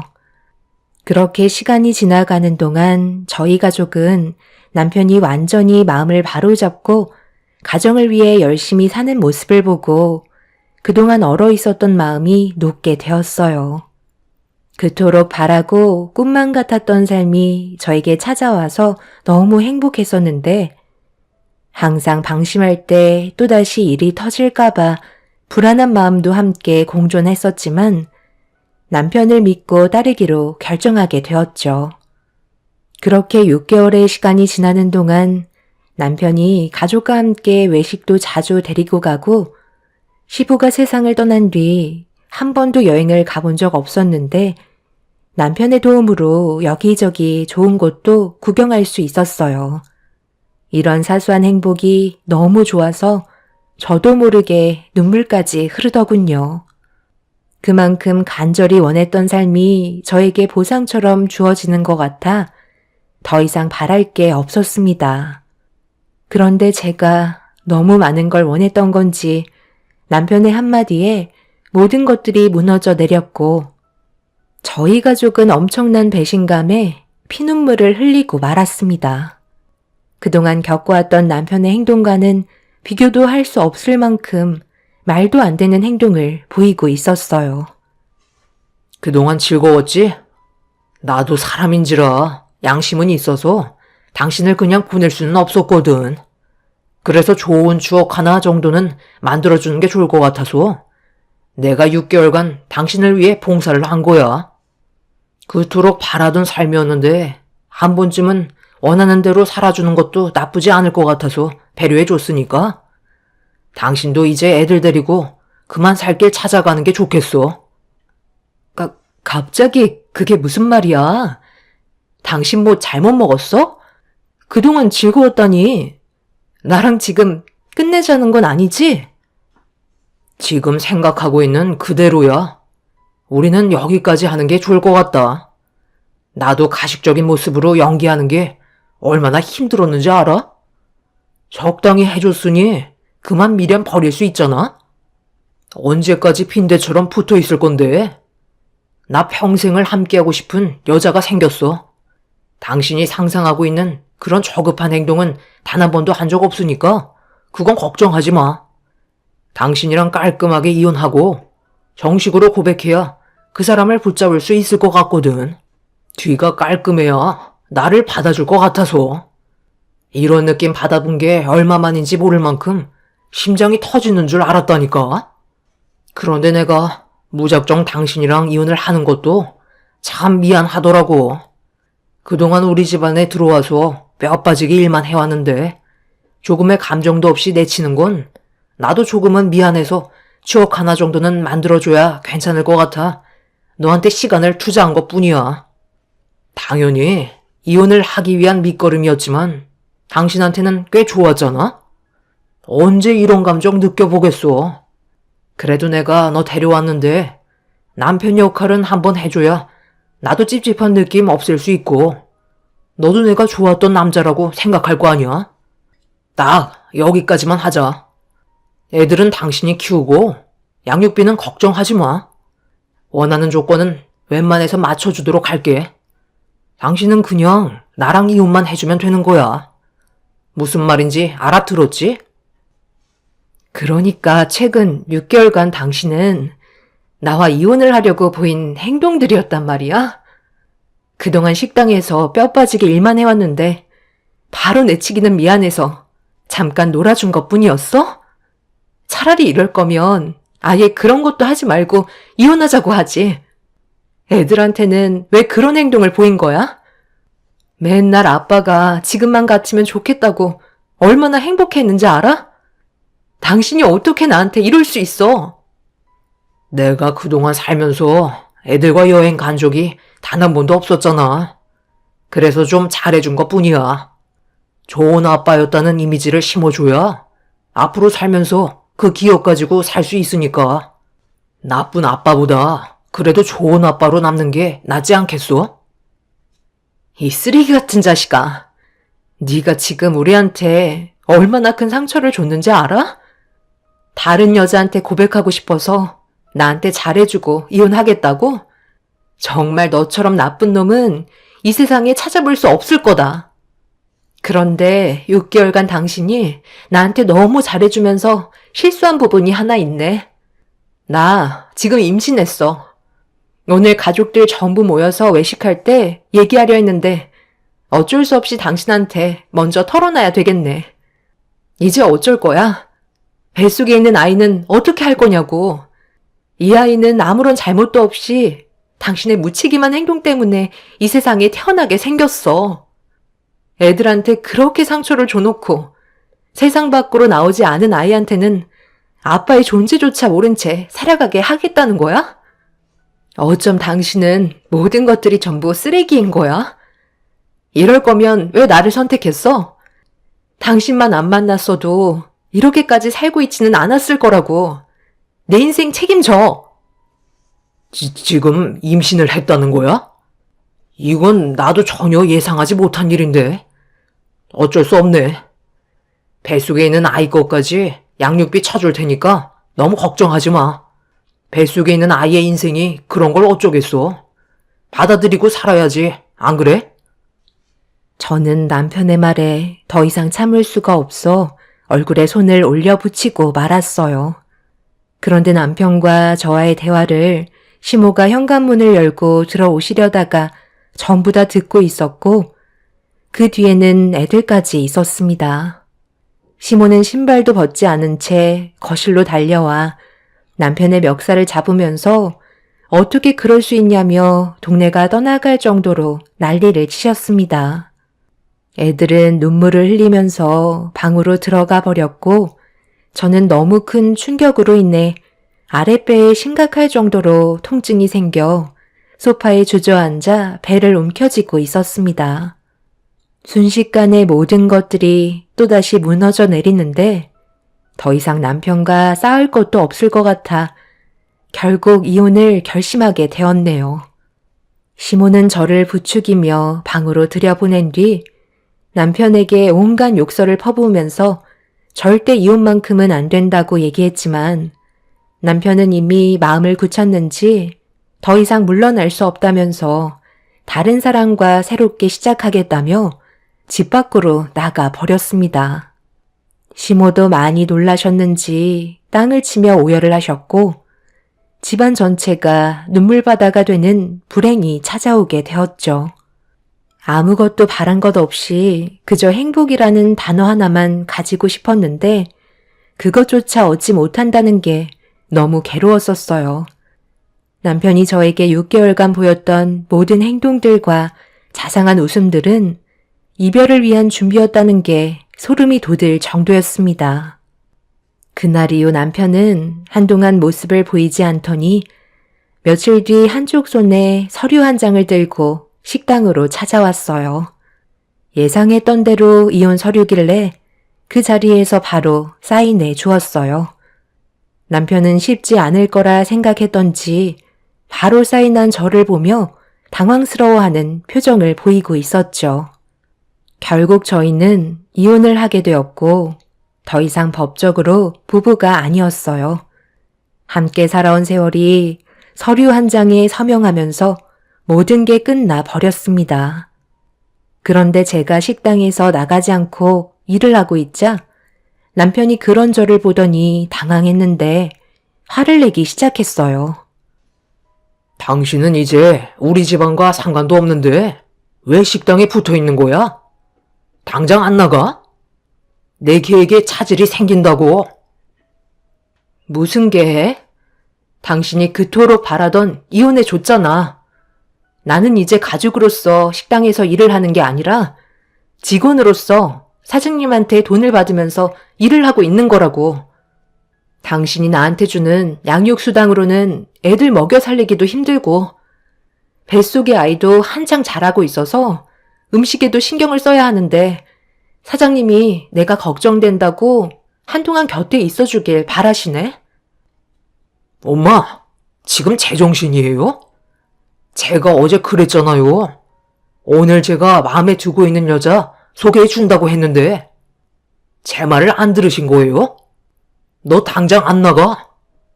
우리는 이제 법적으로 아무 사이도 아닌데 내 인생 말아먹을 작정이야? 당신은 내 인생 말아먹다 못해 짓뭉개 놨는데 나는 당신이 잘 되길 바라야 하는 거야? 여자가 한을 품으면 온유월에도 서리가 내린다고 했어. 어차피 남남이라 더 이상 주변 신경 쓰지 않아도 되고 내가 하고 싶은 대로 하면서 살겠다는데 당신이 나를 막을 필요는 없잖아? 평생을 쫓아다니면서 당신의 인생에 참견할 테니까 나 신경 쓰지 말고 하고 싶은 대로 해. 여보세요? 네, 수혜 씨. 저예요. 오늘 제가 갑자기 급한 일이 생겨서 아무래도 저녁 약속을 취소해야 할 것 같아요. 정말 죄송해요. 내일 제가 좋은 곳에 데려갈 테니까 너무 서운해하지 마시고요. 그럼 나중에 연락드릴게요. 지금 나랑 한번 해보자는 거야?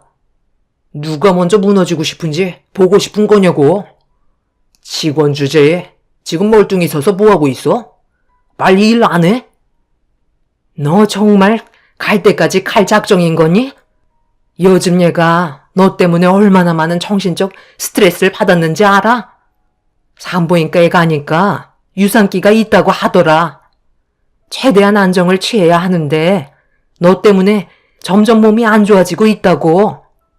굳이 오지 않겠다는 거 억지로 데려와서 밥 좀 먹이려고 하는데 너는 다른 여자한테 한눈 팔려서 상황을 이 지경으로 만들어? 유산기 핑계로 남의 식당에 와서 편히 놀고 먹고 가겠다는 거야? 내가 그걸 볼 것 같아? 밥값은 하고 가야지. 가서 불판이나 닦아.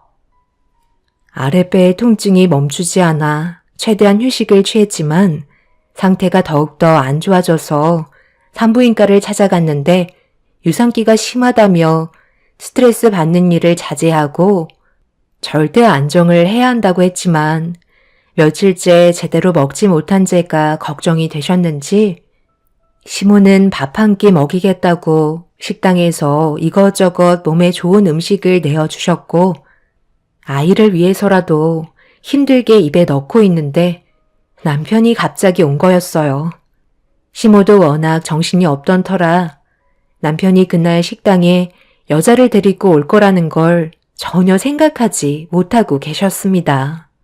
저도 그 자리를 피해서 나왔어야 했는데 남편의 행동에 너무 화가 나서 감정적으로 똑같이 목소리를 높였고 결국 사태가 심각해지고 말았죠. 남편은 유산기가 있다는 저를 조금도 배려하려 하지 않았어요. 오로지 자기의 계획에 차질이 생겼다는 거에 분노하고만 있었죠.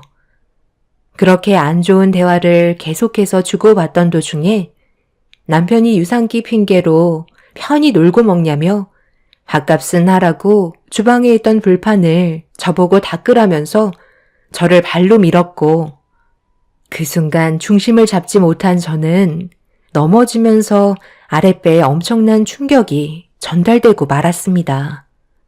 너무 고통스러워 비명을 지르고 있는데 남편은 그런 저를 보며 불판 닦기 싫어서 깨부린다고 웃고 있었어요.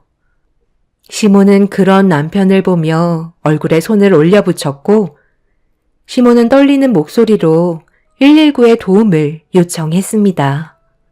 그렇게 병원에 도착해서 급하게 조치를 취했지만 뱃속에 있던 아이도 그동안 많이 힘들었는지 결국 제 품에서 멀어지고 말았네요. 몇 달 동안 뱃속에서 자라던 아이를 떠나보낸 제 마음을 모르는지 병원으로 쫓아온 남편은 오열을 하고 있는 저에게 다가왔어요. 원래 유산기가 있었다며. 걔는 원래 갈래였던 거야. 뭘 그거 가지고 그렇게 눈물을 뽑아내고 있어? 당신도 솔직히 많이 버거워했었잖아.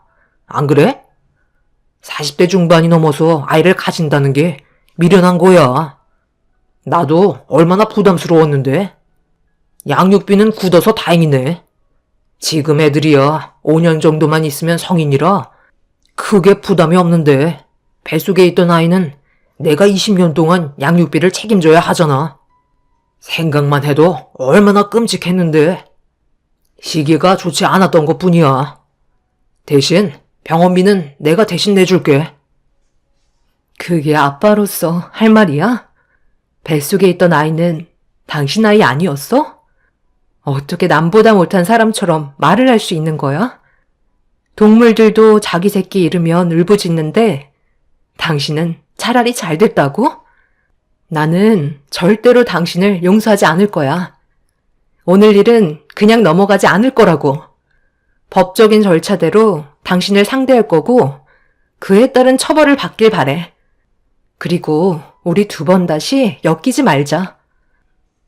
무슨 이깟딜로 법을 따지는 거야? 쓸데없는 데에 힘 빼지 말고 다시는 내 앞에 나타나지 마. 알겠어? 시모는 남편을 붙잡고 당장 무릎 꿇고 손이 발이 되도록 빌라며 못 나가게 막았지만 남편은 급하게 병원을 빠져나갔어요. 시모는 저를 보며 미안하다는 말만 반복하셨고 결국 태어난 저는 남편에게 죄를 물기 위해 신고를 하게 되었습니다. 그렇게 법적인 절차를 밟게 되면서 임신을 하고 있던 저에게 보인 행동들이 의도적이었는지 실수였는지에 따라 처벌 수위가 많이 달라졌었어요. 그런데 그때 당시 식당에 있던 손님들 중 단골 손님들도 있었는데 직접적으로 증인이 되어주셨고 핸드폰으로 손님들이 촬영한 영상들을 증거물로 제출하면서 점점 문제가 커지자 불안해진 남편은 저와 좋게 합의를 보기 위해 꽤 많은 조건을 내세우기 시작했어요. 듣고 있는데도 너무 어이가 없어 대화조차 하고 싶지 않았습니다. 당신이 나랑 그동안 함께한 세월이 얼마인데 이 정도는 그냥 넘어갈 수 있는 거 아니야? 이혼해서 남남이라지만 그래도 정이라는 게 있잖아. 내가 잘못한 건 인정할게. 그런데 정말 실수였다니까. 남들 말은 절대 믿지 마. 나랑 합의 보면 되는 거 아니야? 서로 깔끔하게 정리하고 2번 다시 안 보면 되는 거 아니냐고. 얼마를 원하는데? 당신이 원하는 대로 뭐든 줄게. 내가 이 나이에 감옥에서 썩어야 되겠어?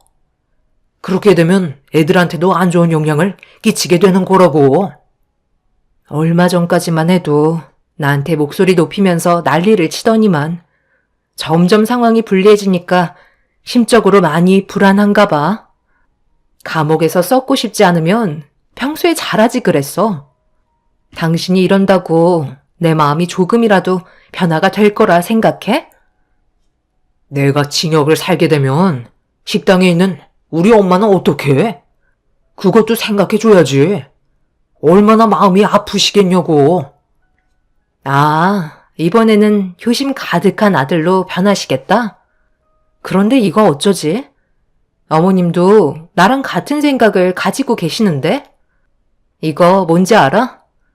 당신한테 보여주려고 가지고 온 등기야. 이 안에 서류를 보면 어머님이 그동안 힘들게 운영하셨던 식당을 나한테 명의 이전하겠다는 서류거든. 내가 하도 받지 않으려 하니까 어머님이 이 서류를 등기로 붙였더라고. 당신이 한 행동들과 그동안 내가 며느리로서 인생을 바친 거에 대해 보상이라며 주신 서류야. 내가 서명하는 순간 당신에게 주어지는 건 아무것도 없어.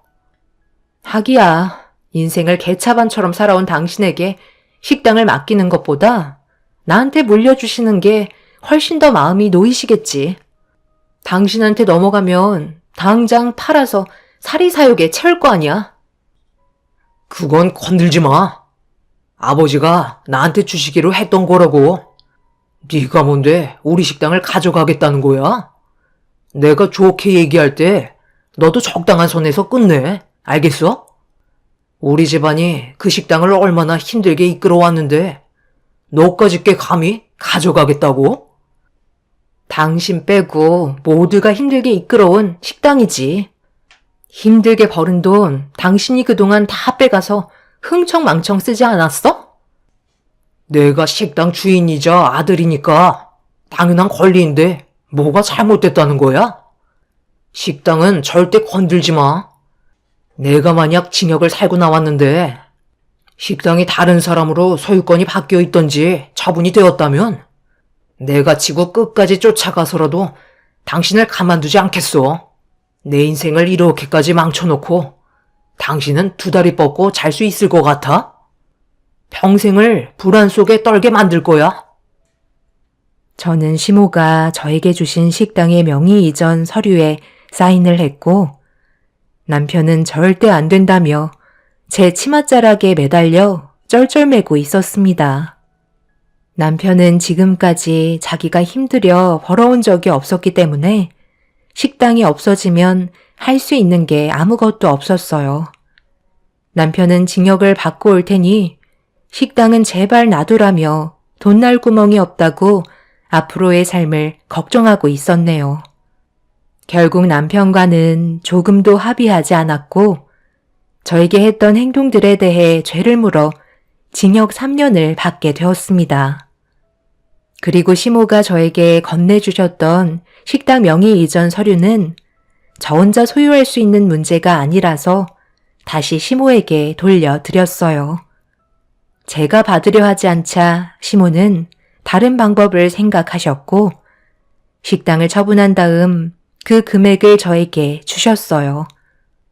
앞으로 애들한테 돈이 많이 들기 때문에 제가 받아주길 원하셨고 시모는 그날 이후 제 앞에 나타나지 않으셨어요. 아들의 얼굴을 두 번 다시 보고 싶지 않다며 다른 지역으로 이사를 가셨습니다.